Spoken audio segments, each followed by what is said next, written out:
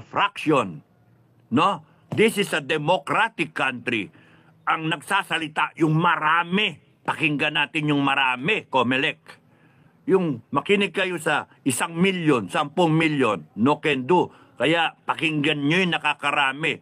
Do a manual recount para maiwasan nyo ang crisis, maiwasan natin ang Philippine Revolution.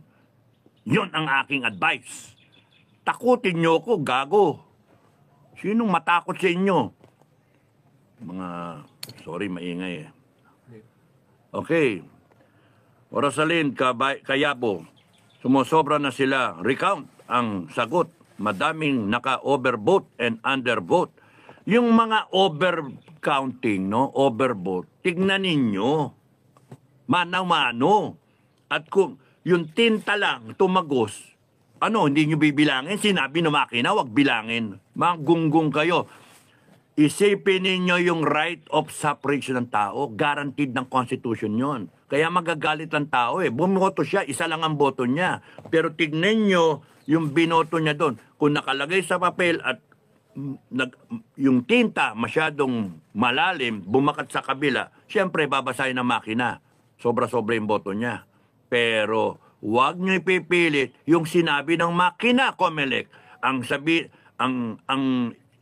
ipilit ninyo yung boto ng tao. Tignan ninyo mano-mano ang bawat papel. Pero pagka lumabas dyan na talagang dinoktor ninyo yung resulta, patay kayo. Kaya hindi nyo gagawin yung manual count, patay kayo. Gawin nyo yung manual count, patay din kayo. O saan kayo pupunta ngayon? Ewan ko sa inyo, kayong gumawa niyang kasalanan na yan eh. Kayong gumawa ng kalokohan. Asinit, Gabotero, nakakagalit na talaga ang ginagawa nila sa taong bayan. Imelda said, yes, yes, yes. Mag-manual counting ngayon at mag-declare bukas wag sila mag-declare bukas ng winning. Eh yun na nga, pagka nag-declare kayo, binabastos nyo yung taong bayan, pinipilit ninyo yung mali ninyo.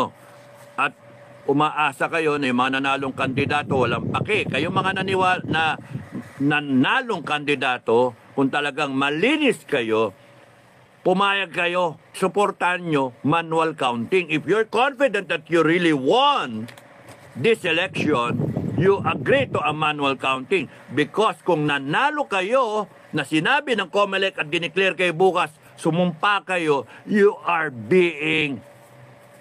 now a conspirator dun sa kagaguhan sa sindikato ng pagririg ng election fraud. And ano mangyari sa inyo after na tumayo ang taong bayan at nagrevolusyon?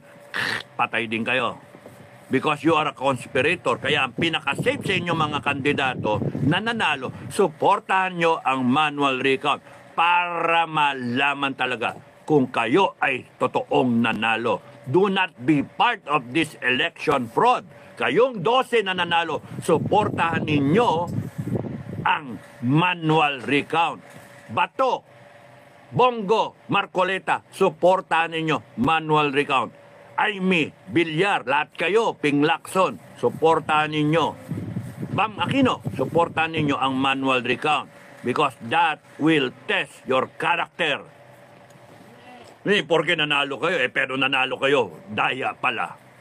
Ano, conspirator kayo sa pandaraya? Makikita sa manual recount Duterte plus 2. Ngayon kung makita sa manual recount na talagang talo ang Duterte, o di tumameme ang tao, tumahimik, walang revolusyon. Yun, nakaintindihan nyo sinasabi ko, Comelec, kayong mga nanalo, ha? Gwen Garcia natalo, suportahan mo ang manual recount. Yung mga natalo, dito sa Baguio, nanalo si Benji Magalong, sir, suportahan mo ang manual recount. Hindi porke dineclare kayo panalo, yun na yun. Kasi kayo yung nakikinabang. Hindi. Lahat kayong nanalo, you support a manual recount. Kayong mga talo, support a manual recount. The Filipino people demands a manual recount. O, doon tayo sa tama. Kasi kung ikaw nanalo at lumabas sa manual recount, hindi ka karapat dapat manalo. Ano gagawin nyo? I stick to my position. Ha, conspirator kayo. Huwag niyong paabutin sa revolusyon ng taong bayan. Pagka umabot yan, patay kayo. Kayong mga tiwali, patay kayo. Gusto niyo subukan ng taong bayan? Sige, bahala kayo, kayo makinig. Basta ako, nag-warning ako. Nakikita. Di naman ako ganun kagaling. Ina-analyze ko pero nakikita ko na doon pupunta. Doon pupunta. Erlinda Flores, ang daming gusto mag-volunteer na magbilang mano-mano. Kahit 1 million yan, ang bibilangin mo, tig 68 lang, ilang araw lang, tapos yan eh. Ang hinahabol ninyo, yung proclamation na June 30, mag-manual recount na kayo ngayon. Volunteer ka ng 100,000, 200,000, kung di natapos yung manual recount na yan. You set it up. You quick thinking ang kinakailangan. Quick decision to avoid a revolution of the Filipino people. That is a better option kaysa isnabin nyo at ipilit ninyo yung result na sinasabi ninyo, magre-revolusyon tayo, ang taong bayan. Kasuhan nyo ko revolusyon ng rebellion, inan nyo. Akala nyo titigil yon? Hindi, kasi kayo gumagawa niyang revolusyon na yan, hindi ang taong bayan. Tatayo yung taong bayan sa reklama. Hindi nyo pinapansin eh. You are the ones creating a constitutional crisis, not me. I will just stand up with the people. O, ano ang gawin nyo? Hulihin nyo kami? Kami huhuli sa inyo. Matakot kayo sa amin. I will just stand with the people. Galaxy, sobra na po talaga ang mga official dyan. Wala silang dignidad. Grabe. Thank you, Galaxy. Crispy Pata, Pipi Sara, lead us. Si Pain, si Bangag. Thank you for saying that, Crispy Pata. Madam President, Madam Inday, the people only need from you a statement that you are not in favor of the results of the election and you are supporting a manual recount. Yun lang, Madam President, na ang taong bayan, ipaglaban nyo yung tama. Yun lang, Madam President. Diyan ka lang. Isang statement lang sa inyo that you are not in favor of the election results and you are supporting a manual recount. Sinong hindi magsusuporta ng manual recount? Kasama sila sa conspiracy. Let's do this properly to avoid a revolution. It may be peaceful, but it may become bloody. Depende sa kagagawan nitong mga walang yanto sa gobyerno. I hope it's not bloody. I hope it's peaceful. But if you decide, kayong mga demonyo, na saktan ang taong bayan, God's wrath will fall under you. Will fall. Wala kayo. Patay kayo. Kakampi ng mga kababayan natin ang Diyos, Ama, si Allah, kakampi, Almighty God. And you will be shut down. Because the voice of the people is the voice of God. Madam President, yun lang ang kailangan. Sabihin mo, you're not in favor. Kung pabor ka, di tatahimik ang taong bayan. Pero pag ikaw, Madam President, sabihin mo, yung nararamdaman mo, yung logic, ano ba talaga? Sabihin mo, kayong mga lawyer, kayong lahat, I'm not really in favor of it. And I think, para mawala yung haka-haka na dinaya, let's do a manual recount. Pagka nag-manual recount tayo, dahil natameme lahat, either ma-confirm yung hinala ng taong bayan, o ma-confirm na wala talagang dayaan. Manual recount is the answer. Let's do this as a country, as a nation. Let's do the manual recount. Maniniwala kayo sa makina na tinamper. If you really mean well, if you really want to hear each vote of the Filipino, because this is a democracy, the best way to go is do a manual recount. Lahat tayo. Bongbong Marcos, you support a manual recount so that you will not be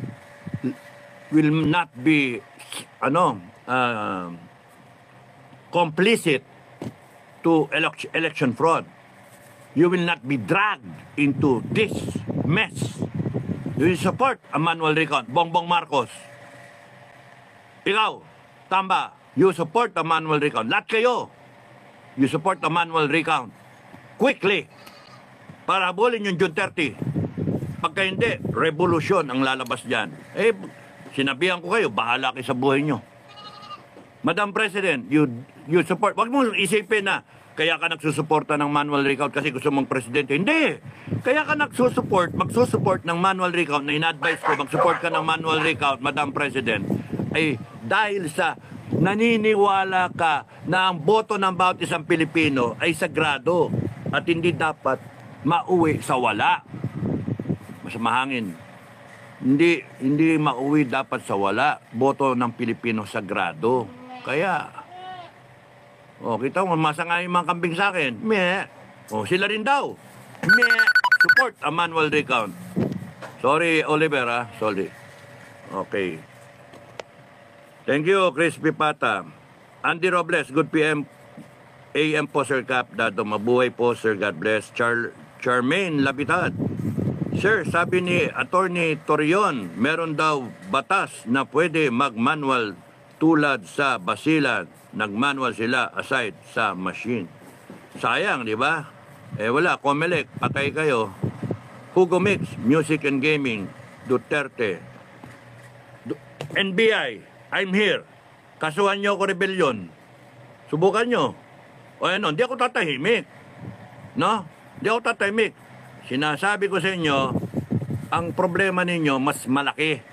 You do not be a conspirator to the grand plan na gagawin ng taong bayan. Madadamay kayo. AFP, PNP, madadamay kayo. Iwasan ninyo yung galit ng taong bayan.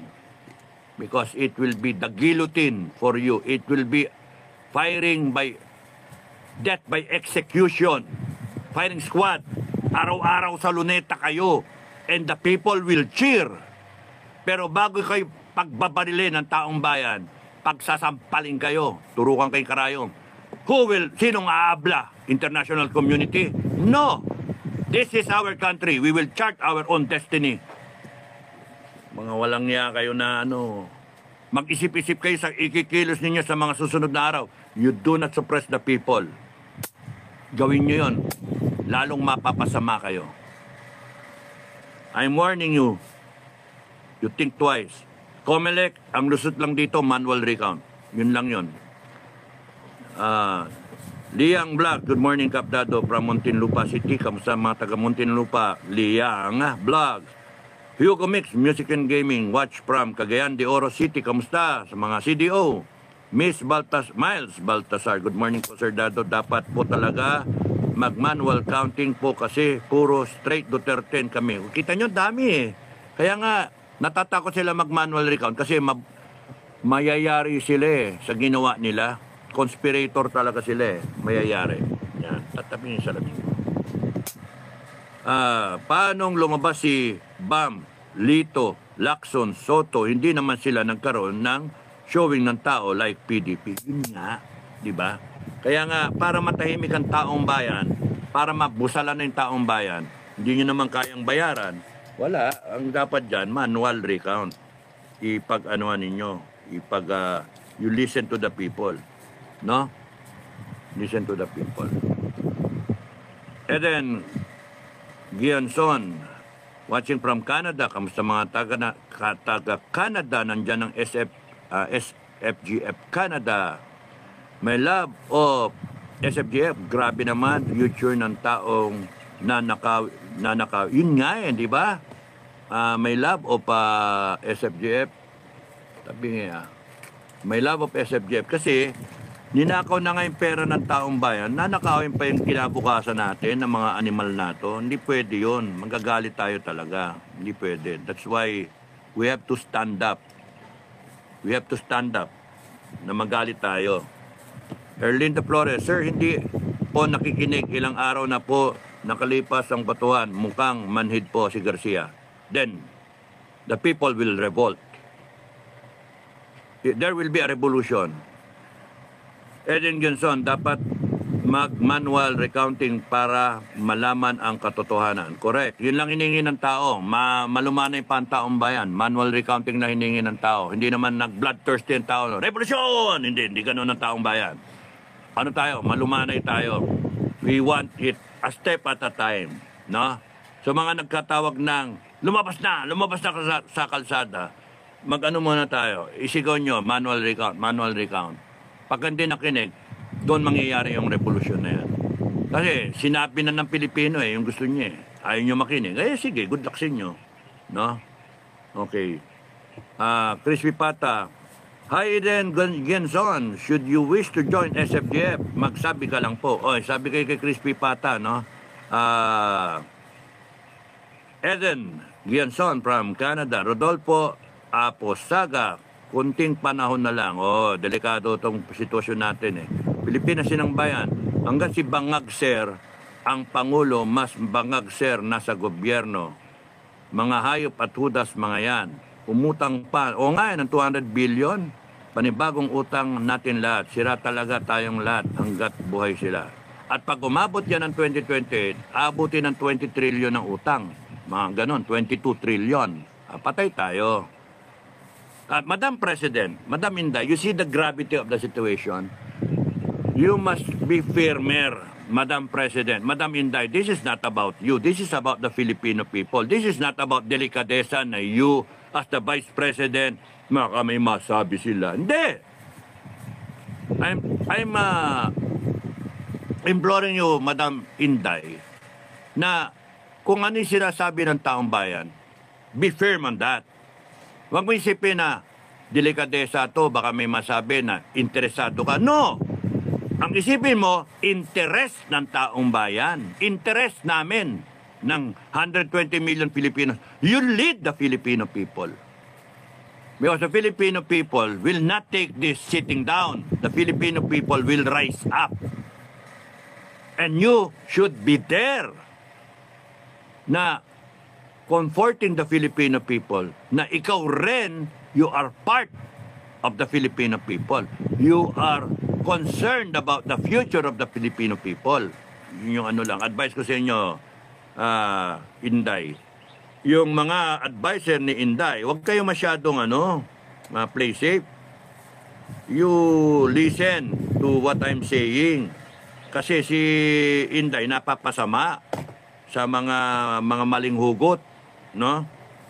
This is grabe na tayo yung natin. Norlin Picache, hello Norlin, love you. Good morning, General Lee King. Nag-almusal ka naman, di pa po naalala ko nga. Nilalangon yung pagkain Mga gutom at sa lunch, Huwag magpagutom at sa lunch pa. Ingat lagi. Ito na ang branch namin. Har Fox, good morning Kapdado, watching from New York City. Ramon Sigapos, yes sir, please help Mr. Respecio na dapat may maupo. Kamusta sa mga taga New York? Har Fox 09. Arturo Pangindian, hi. Javins Vlog, wala pang kalaban si Tambaloslos. Tinanggal nila Ditsunin si Tamba, gawing Crispy Pata. Pilipinas yan ang bayan. Hindi ko kakainin yun. Mida V, 75K lang, Kapdado, button yan ni Tam. You see, 75K, Diyos ko. Tapos astang gusto magpresidente, ulul. Walang niya ka. Tumakbo ka, paboto ka ng 32 million. Kayong lahat nakahangat na magpresidente. Lumabang kayo. Let the Filipino people decide. Hindi yung kayo magde-decide. Hindi yung COMELEC ang magde-decide. Kuya anong meron dito? Ewan ko sa'yo.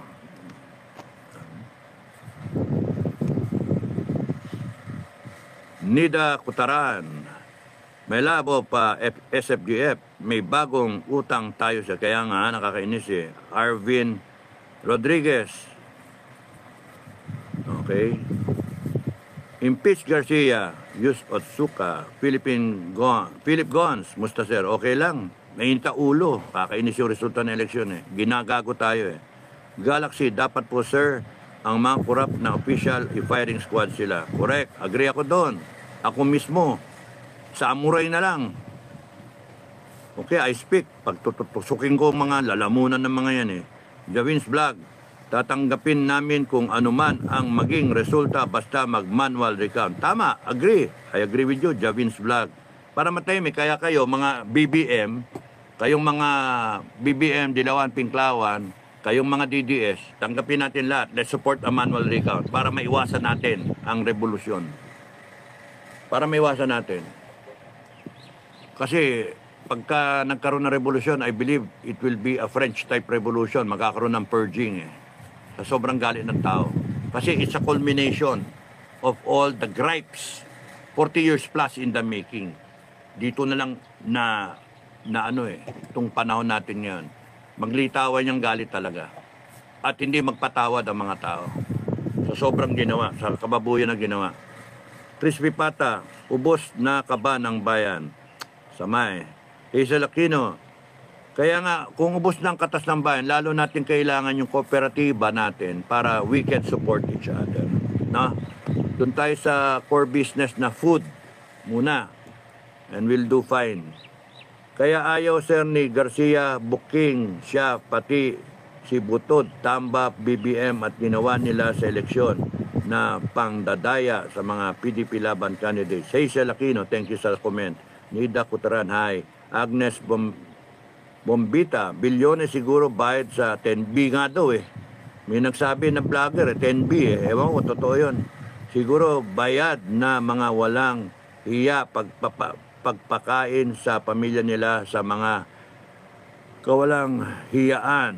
Pag namatay, mga yan, isang piraso lang ng damit dala niya sa hukay.